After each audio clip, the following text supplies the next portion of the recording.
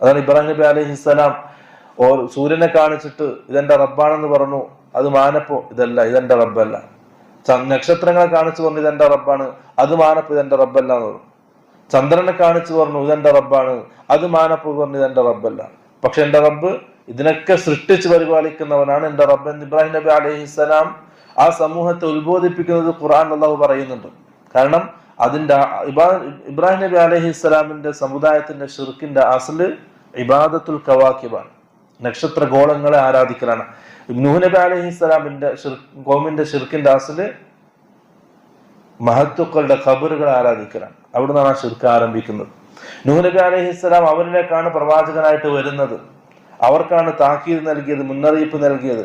ഈ ഭൂമി ലോകത്ത് ആദം സന്തതികളിൽ ആദ്യമായി ഷിർക്ക് സംഭവിച്ചതും അവിടെയാണ്, മഹത്തുക്കളുടെ ഖബറിന്റെ അടുക്കലാണ്. നൂഹ് നബി അലൈഹിസ്സലാം